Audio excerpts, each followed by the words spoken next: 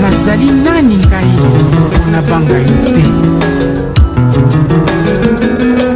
Nazali nani ngai mpona banzali nani ngai mpona bango te. Nazali nani ngai mpona bango te. Ngai nani mpona bango te. Nazali nani ngai mpona bango te. Nazali mpona bango te.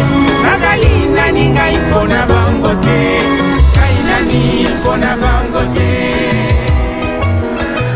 Mais ensemble, en cet instant, afin que nous transmettions ta parole à ceux qui vont nous entendre, Seigneur. Il ne faut pas que nous rations une occasion comme celle-ci. Voilà pourquoi nous t'appelons, Seigneur. Utilise-nous maintenant. Donne à chacun de nous le savoir-faire et le savoir-dire. D'avance, nous prions pour ceux qui vont nous entendre. Donne-leur à comprendre ce que nous leur transmettons, Seigneur. Merci. Au nom de Jésus. Amen.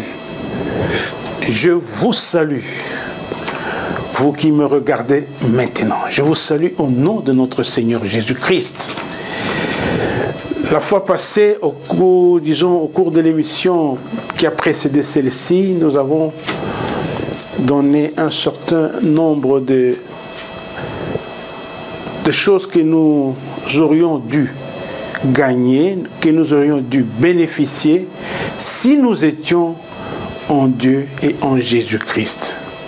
Rappelez-vous, j'avais déjà dit que la vérité est que nous ne sommes pas en Dieu et en Jésus-Christ. Parce que si nous sommes en Dieu et en Jésus-Christ, l'état des choses ne serait pas celui dans lequel nous sommes aujourd'hui. Il suffit d'aller dans des émissions que j'avais données avant, vous apprendrez ce que j'ai dit à ce sujet. Mais aujourd'hui, après avoir donné un certain nombre de choses que nous étions censés bénéficier si nous étions en Dieu et en Jésus-Christ, aujourd'hui, je vais ajouter une autre chose. Nous allons réaliser que n'eût été le fait que nous ne sommes pas en Dieu et en Jésus-Christ, parmi les avantages que nous aurions dû bénéficier, nous aurions dû bénéficier de la compréhension de la parole de Dieu. Écoutez ça très bien. Nous aurions dû bénéficier de la compréhension de la parole de Dieu. Ah, il y a ceux qui vont dire, donc nous ne comprenons pas. Au cours de ce que nous allons nous dire, vous-même vous allez juger si réellement nous comprenons ou nous ne comprenons pas. Avant cela, je viens de la République démocratique du Congo. Aujourd'hui, nous Congolais nous sommes vraiment très préoccupés par la situation politique dans notre pays. Il y a le président de la République qui appelle les opposants au dialogue. Il y a des opposants, quelques-uns des opposants qui refusent. Et alors, l'attention de presque tout le monde est là. Quand je vais sur YouTube en particulier, où je fouille un peu ailleurs, je constate qu'il y a beaucoup de vues parce que les gens sont en train de suivre le cours des événements dans notre pays. Mais nous voulons faire exception, tout simplement, parce qu'en plus de suivre ces informations dans notre pays, nous sommes la bouche de notre Seigneur Jésus-Christ. Nous voulons toujours rappeler aux gens que malgré les turbulences de ce monde, faisons attention, écoutons la parole de Dieu. Parce que l'éternité, pour nous, en dépend. Nous ne voulons pas seulement vivre aujourd'hui, mais nous voulons vivre éternellement. Voilà pourquoi il nous faut donner beaucoup d'attention à l'écoute de la parole de Dieu. Je reviens.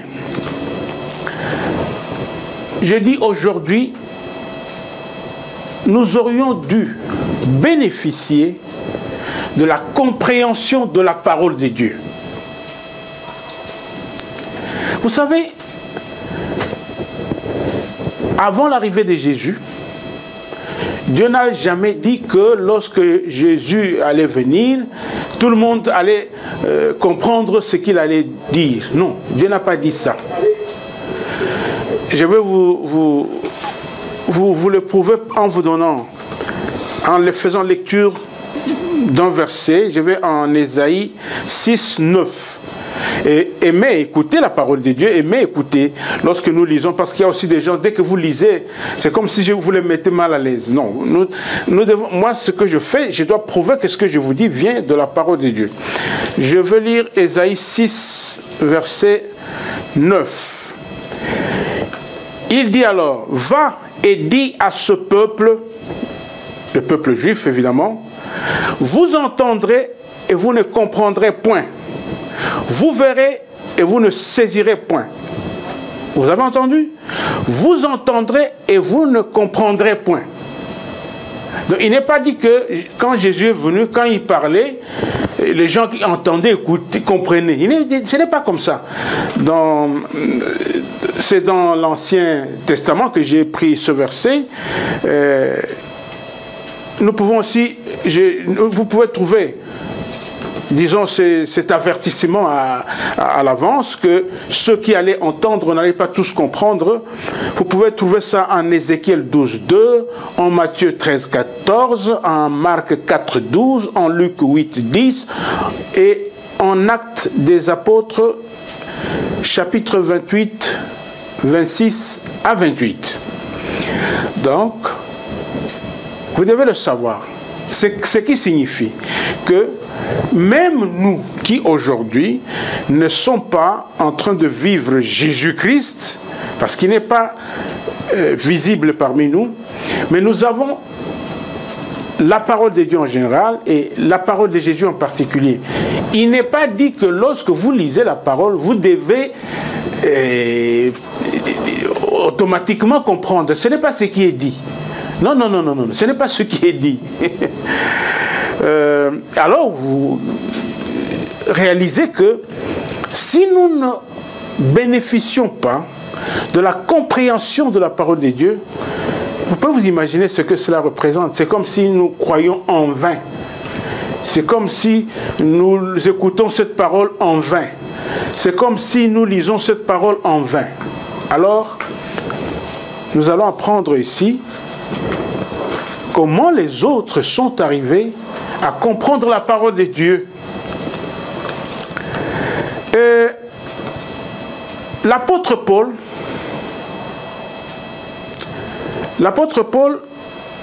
lorsque nous les lisons en Romains 12, 2, nous les lisons en Éphésiens 1, 8 et en Éphésiens 3, 4, mais lisons maintenant en Éphésiens 1, 8, Éphésiens 1, 8, il est dit ceci, si nous commençons au 7, en lui, nous avons la rédemption par son sang. Vous continuez, je lis, en lui nous avons la rédemption par son sang, la rémission des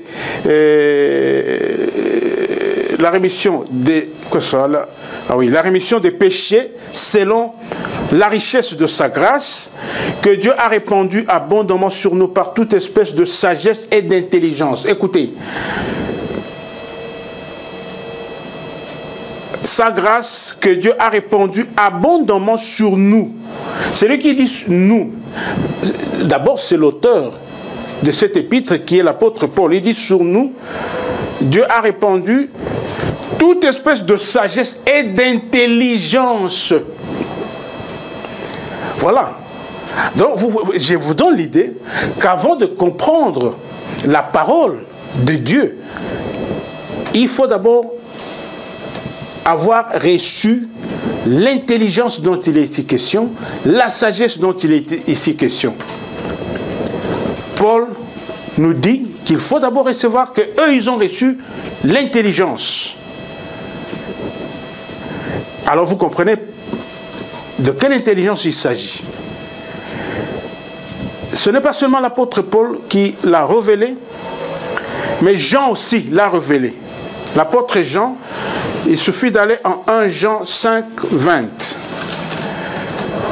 Nous allons lire 1 Jean 5, 20. Écoutez. Nous savons aussi que le Fils de Dieu est venu et qu'il nous a donné l'intelligence pour connaître le véritable. Et nous sommes dans le véritable en son Fils Jésus-Christ. C'est lui qui est le Dieu véritable et la vie éternelle. Écoutez très bien. Le Fils de Dieu est venu et qu'il nous a donné l'intelligence. Parce que vous ne pouvez pas comprendre la parole de Dieu sans avoir reçu cette intelligence.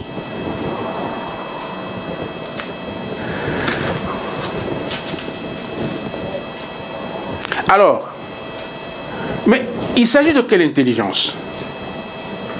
Lorsque vous allez, nous lisons avec moi, pour comprendre qu'ici, il s'agit d'une intelligence qui est différente de l'intelligence des intelligents.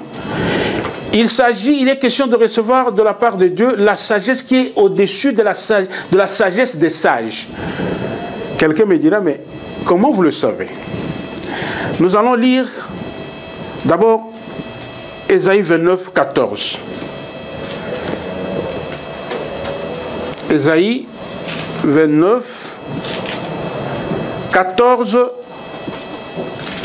dit ceci. Ça, c'est Dieu qui fait entendre cette parole avant, cette prophétie avant l'arrivée de Jésus. C'est pourquoi je frapperai encore ce peuple, le peuple juif, par des prodiges et des miracles. Et la sagesse de ces sages périra. La sagesse de ces sages périra et l'intelligence de ces hommes intelligents disparaîtra. Donc ici, il n'est pas question, l'intelligence dont on nous parle ici n'est pas l'intelligence des hommes intelligents. Et cette prophétie a été répétée en 1 Corinthiens. Nous lisons 1 Corinthiens 1 verset 19. 1 Corinthiens 1 verset 19. Écoutez, aussi est-il écrit, je détruirai la sagesse des sages et j'en anéantirai l'intelligence des intelligents. Donc, pour Dieu, pour que nous le comprenions, il faut qu'il ait d'abord anéanti, qu'il ait d'abord détruit l'intelligence des intelligents. Dans ce monde, nous connaissons des intelligents, des savants sont des intelligents, des philosophes sont des intelligents, des hommes de science, des astronautes, des médecins, toutes sortes de sciences. C'est de l'intelligence. Mais ici, en ce qui concerne la parole de Dieu, on ne la comprend pas avec l'intelligence des intelligents. Mais on la comprend avec l'intelligence qui vient de Dieu. Vous savez, Dieu lui-même est l'intelligence. Donc c'est une autre intelligence. Je vous dis ça parce que vous comprenez pourquoi nous avons des difficultés parmi nous qui nous considérons de Jésus-Christ. Vous pouvez même trouver deux personnalités, même des docteurs en théologie, même des docteurs en médecine, même des savants, mais les uns sont sous telle doctrine, les autres sous une autre doctrine, ils ne sont pas d'accord. Parce qu'ici, il ne s'agit pas de l'intelligence qui est la vôtre, s'il vous plaît. De l'intelligence qui est la nôtre, celle que nous venons avec quand nous naissons de nos parents, ou celle que nous acquérons quand nous apprenons, même à l'université. Non, ce n'est pas ça. Il s'agit ici d'une autre intelligence. Mais alors, nous venons d'apprendre ici, c'est que l'apôtre Pierre a dit, il a dit qu'ils avaient reçu l'intelligence pour connaître le véritable. Le véritable. Pourquoi véritable? Beaucoup de gens, nous allons entendre la parole de Dieu, Mais on ne nous dit pas beaucoup de choses. Vous savez, même au temps, avant l'arrivée de Jésus-Christ, chez les Juifs qui étaient le peuple de Dieu, je ne dis pas qu'ils ne continuent pas d'être le peuple de Dieu, il y avait toujours, parmi même les Juifs, ceux qui croyaient à leur Dieu. Dieu ici, je parle de D-I-E-U-X, donc D minuscule. Ils avaient leur Dieu. Il suffit d'aller dans la Bible. Je peux vous donner un certain nombre de versets. Par exemple, vous pouvez aller en Jean 10, verset 35, en Acte 12, 22, en Acte 19, 26, en 1 Corinthiens 8, 5, en Galates 4, 8. Vous apprendrez qu'il y avait ceux qui avaient leur Dieu. Je vais lire Acte 19, verset 26. Acte 19, verset 26. Et vous voyez et entendez que, non seulement à Éphèse, mais dans presque toute l'Asie, ce Paul a persuadé et détourné une foule de gens en disant que les dieux faits de mains d'hommes ne sont pas des dieux. Voilà. Des dieux faits de mains d'hommes ne sont pas des dieux. Il y a des dieux, mais qui ne sont pas des dieux. Donc, qui ne sont pas le Dieu véritable. Et lorsque vous lisez, par exemple, en Romains 16 et 18 ou en Philippiens 3, 19, j'ai dit en Romains 16, 18 et en Philippiens 3, 19, et je vais lire Philippiens 3, 19, vous apprenez que pour certains, le ventre aussi est leur Dieu. Leur ventre. Je parle de Philippiens 3, verset 19. Je lis. Leur fin sera la perdition.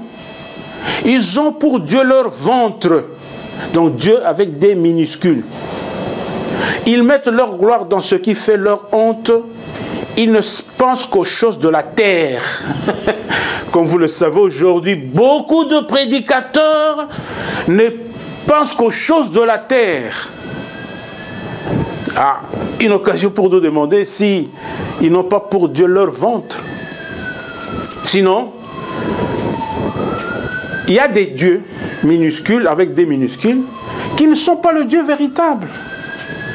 Il y a le ventre qui est Dieu pour certains, aujourd'hui encore parmi nous, mais qui n'est pas le véritable. Alors, Dieu a disposé, ou je dirais, Dieu a réservé à ceux que lui allait accueillir en lui-même, Dieu et en Jésus-Christ, c'est à eux qu'il a réservé pour connaître le véritable. Parce que si vous n'êtes pas en Dieu, en Jésus-Christ, Dieu considère que vous n'avez pas droit de recevoir l'intelligence pour connaître le véritable Dieu. Au point que vous pouvez penser que vous êtes en train de servir Dieu. Peut-être vous êtes en train de servir un autre Dieu avec des minuscules. Entre autres, vous pouvez être en train de servir le ventre. Ou bien alors, vous êtes en train d'entendre la parole de Dieu, me semble-t-il, de la part de quelqu'un dont Dieu est son ventre. Donc, ce qui signifie que vous pouvez être là, mais vous ne gagnerez rien. Il est important que celui qui sert Dieu, il est important que celui qui est enfant de Dieu ait la connaissance si réellement Dieu en qui il croit est le véritable. Parce qu'il y a eu des gens, comme nous l'apprenons, qui ignoraient le Dieu véritable. Mais alors quand Jésus vient, c'est lui qui est la parole de Dieu, c'est lui qui amène la parole qui est l'eau, dont ceux qui écoutaient se lavaient pour devenir purs. c'est lui le chemin que ceux qui l'écoutaient suivaient pour être accueillis en Dieu et en Jésus-Christ. Je vous rappelle qu'en Dieu, en Jésus-Christ, c'est le lieu où Dieu et Christ étaient avant la création du monde. Donc, c'est un lieu où nous sommes accueillis par la foi. Donc, quand je dis je suis en Dieu et en Jésus-Christ, c'est par la foi. Même si physiquement, vous me voyez avec vous sur cette terre. Donc, Dieu a réservé l'intelligence, qui est une intelligence renouvelée, dont parle Romains 12, 2. Nous allons lire Romains 12, 2. Je lis: ne vous conformez pas au siècle présent, mais soyez transformés par le renouvellement de l'intelligence, afin que vous discerniez quelle est la volonté de Dieu, ce qui est bon, agréable et parfait. Donc, ici, nous entendons, il consiste au renouvellement de l'intelligence. Donc, l'intelligence dont il est ici question, c'est une autre intelligence, qui est l'intelligence au-dessus de l'intelligence des intelligents. Alors, c'est lorsque Dieu nous donne cette intelligence que nous comprenons le véritable. Rappelez-vous de notre sujet aujourd'hui, parce que nous avons dit la compréhension que nous aurions dû bénéficier si nous étions déjà en Dieu. Donc, si nous étions déjà en Dieu, nous devions comprendre aussi que nous sommes dans le véritable. Quand nous disons nous sommes en Dieu, en Jésus-Christ, nous sommes dans le véritable, qui n'est pas un Dieu avec des minuscules, qui n'est pas le véritable, mais le Dieu avec grand D, le Dieu de Jésus-Christ. C'est lui, le Dieu véritable. Alors, quelqu'un me dira, mais oui, nous tous nous savons que le Dieu de Jésus-Christ, il est le véritable. Mais lorsque vous dites, quand vous savez que Dieu est alors le véritable, nous devons connaître ce que lui, ce Dieu véritable est. Dieu le véritable,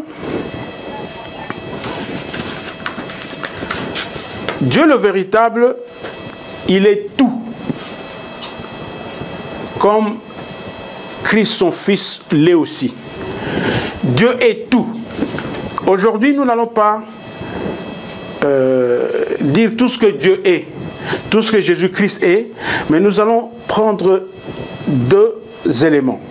Le premier élément, c'est que le véritable, qui est Dieu, notre Père, celui qui est le Père de Jésus-Christ, il est tout. Je vais lire un verset qui montre qu'il est tout. Nous allons lire 1 Corinthiens 15, 28. 1 Corinthiens 15, verset 28. Et lorsque toutes choses lui auront été soumises, alors le Fils lui-même sera soumis à celui qui lui a soumis toutes choses, afin que Dieu soit tout en tous. Afin que Dieu soit tout. Parce que Dieu est tout. Mais il faut remplir des conditions pour que vous compreniez réellement qu'il est tout. Mais nous apprenons ici qu'il est tout. Nous allons, ça c'est Christ, mais parlons de Jésus-Christ. Trouvons aussi un verset qui, en Colossiens 3, 11, qui montre que Christ aussi est tout. Colossiens 3, 11.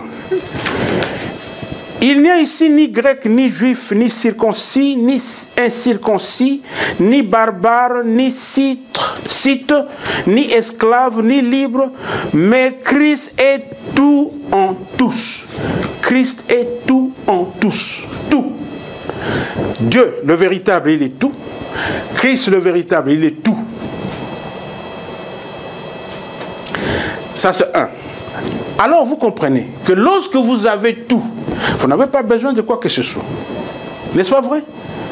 Lorsque vous êtes en possession de celui qui est tout, vous ne pouvez pas encore avoir besoin de quoi que ce soit. Je pense que nous sommes d'accord. Deuxième élément. Dieu est le premier et le dernier. Dieu est le commencement et la fin.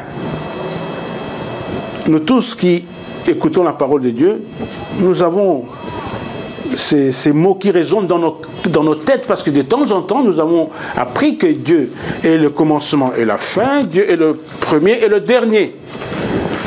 Je vais lire quand même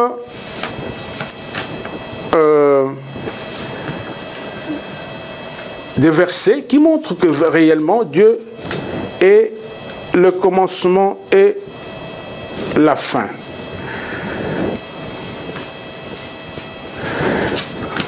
Je vais lire, avant l'arrivée de Jésus, Ésaïe a fait entendre cette parole. Ésaïe 44, 6.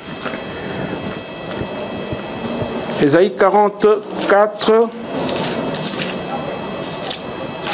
6. Ainsi parle l'Éternel, roi d'Israël et son Rédempteur. L'Éternel des armées, je suis le premier et je suis le dernier. Et hors moi, il n'y a point de Dieu. Donc le véritable, il est Dieu qui est le premier et le dernier. Il dit, je suis le premier et je suis le dernier. Vous pouvez aussi lire en Ésaïe 48, 12, vous allez entendre des mêmes paroles. Christ aussi est le premier et le dernier, le commencement et la fin. Cela nous est dit en Apocalypse 21, 6. Le dernier livre de la Bible, Apocalypse 22, 13. Apocalypse 22, 13. Je lis, je suis l'alpha et l'oméga, le premier et le dernier, le commencement et la fin. Donc, Christ est le premier et le dernier, il est le commencement et la fin. Quand vous entendez la fin, le dernier, donc ça signifie que lorsque vous avez Christ, c'est le dernier besoin qu'on peut chercher. C'est la fin des besoins qu'on peut chercher. Dès qu'on a Christ, c'est-à-dire on ne peut pas chercher au-delà de Christ. On ne peut pas aller loin. Il faut s'arrêter parce que vous êtes avec celui qui est le premier et le dernier. Vous êtes avec celui qui est le commencement et la fin. C'est la fin. Combien de fois nous avons peut-être donné une information à quelqu'un, vous lui dites, bon voilà, vous suivez telle avenue, quand vous arrivez à tel numéro, c'est là où vous allez vous arrêter. Et la personne vous appelle, dit non, je ne trouve pas la maison. Quand il vous dit, vous voulez vérifier où est-ce qu'il est, vous dit non, je ne suis pas au numéro. Il vous dit non, vous avez passé. Il fallait vous arrêter là où je vous ai dit. Cela arrive, même nous, chez nous qui croyons. Faute de ne pas avoir d'une bonne connaissance, alors, pendant que vous êtes avec Dieu, le véritable, si réellement nous tous étions avec lui, donc dès que nous sommes avec le véritable Dieu, Abou Pierre, comme on le dit dans notre pays, hein, en RDC, vous êtes, donc Dieu vous suffit. Christ vous suffit, Dieu nous suffit, Christ nous suffit. Parce qu'il est le véritable, qui est tout, qui est le dernier, le premier et le dernier, qui est le commencement et la fin. Donc vous ne pouvez pas, pendant que vous êtes avec Dieu le véritable, qui est tout, qui est le commencement et la fin, vous commencez à exprimer le besoin de plus que lui. Alors là, nous nous accusons que nous ne comprenons pas Dieu. Et là où nous nous accusons, que nous n'avons pas reçu l'intelligence pour comprendre. Et là nous nous accusons que nous n'avons pas reçu la compréhension. Que nous aurions dû bénéficier si nous avions reçu l'intelligence dont il est ici question. Je pense que vous me suivez. Donc, pourquoi je dis ça? J'ai parlé de ce que les Paul, Jean ont donné comme témoignage, c'est qu'ils ont révélé. Ils ont révélé qu'ils ont reçu l'intelligence. Ils ont révélé qu'ils ont reçu la sagesse d'en haut. Parce que nous parlons aujourd'hui particulièrement de l'intelligence, parce qu'ils ont reçu cette intelligence pour comprendre, pour connaître qu'ils étaient dans le véritable.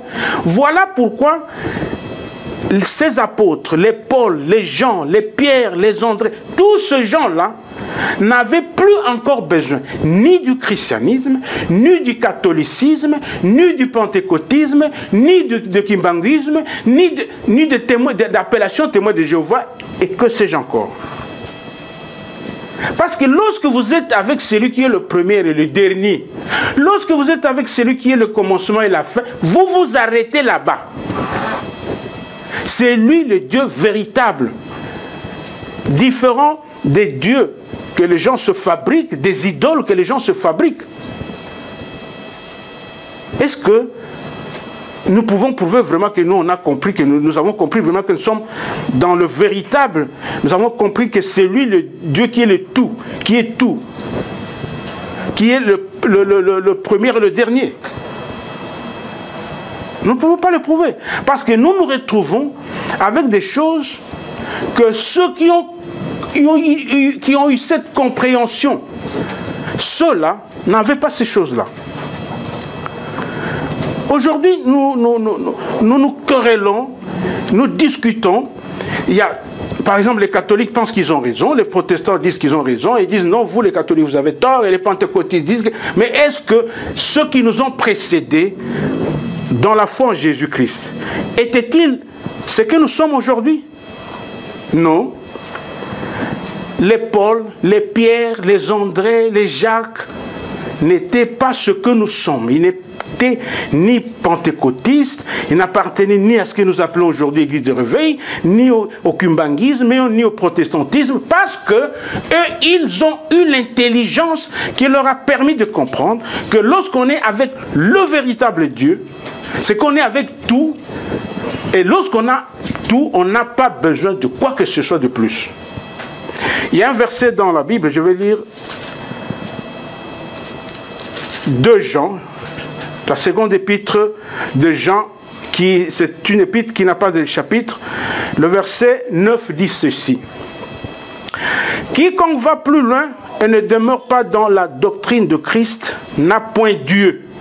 Donc celui qui va plus loin n'a point Dieu. Je répète, quiconque va plus loin et ne demeure pas dans la doctrine de Christ n'a point Dieu. Celui qui demeure dans cette doctrine a le Père et le Fils. Un jour, quelqu'un m'a dit qu'il y a certaines personnes qui sont étonnées, particulièrement des chrétiens de mon pays. Mais qu'est-ce qui... En fait, Kangouma, que je suis, c'est mon nom, mais on dirait que, bon, qu'est-ce qu'il veut? Il n'est pas d'accord avec nous. C'est parce qu'après avoir lu et relu la Bible, je me suis dit, nous, aujourd'hui, nous sommes différents de ceux qui nous ont précédés. Vous savez, lorsque nous prenons cette partie de la Bible que nous appelons le Nouveau Testament, le Nouveau Testament a été rédigé après, parce que c'est un reportage, on nous dit ce qui s'est passé chez les premiers chrétiens qui nous ont précédés, chez les premières églises qui nous ont précédés. Nous, on ne peut pas être meilleur, plus meilleur que les premières églises qui nous ont précédés. Nous ne pouvons pas être plus meilleurs que les premiers chrétiens qui nous ont précédés. Ce n'est pas vrai. Je dis bien, ceux qui nous ont précédés, ils sont arrivés à l'existence après avoir entendu les enseignements et la prédication de Jésus, après avoir entendu les enseignements et les prédications des apôtres. Ils n'étaient pas ce que nous sommes. C'est ça la différence.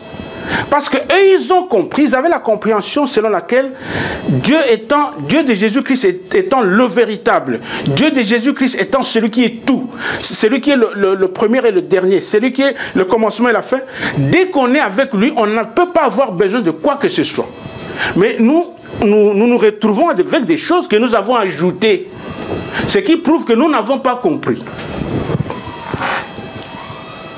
Donc, voilà la compréhension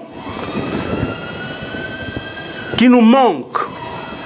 Il fallait que nous comprenions que Dieu de Jésus-Christ, c'est le véritable. Ce n'est pas comme des dieux qui n'étaient pas des véritables. Et ce Dieu qui est le véritable, lorsque nous sommes avec lui, nous avons tout. Lorsque nous sommes avec lui, il est la fin de toute chose. Donc nous ne devons pas aller au-delà.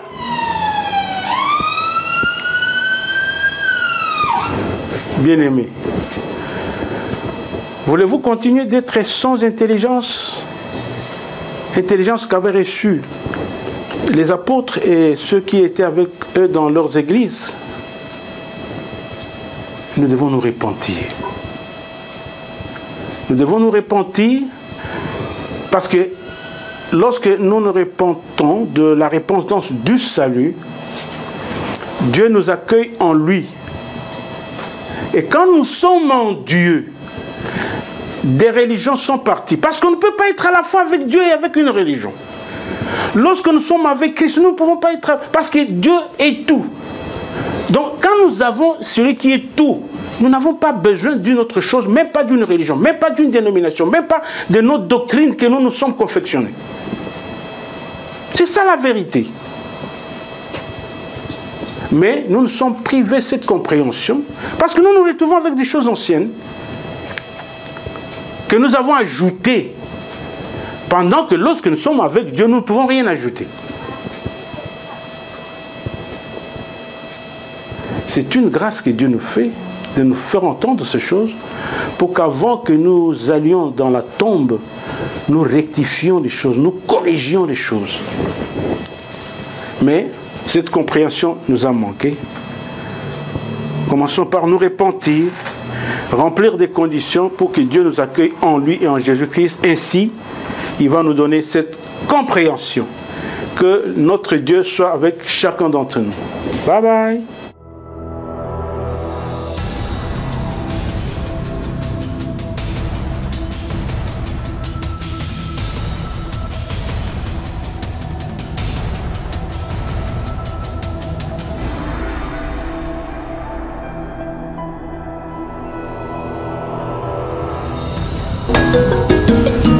Oh Yahweh, nazali nani ngai na banga yo te.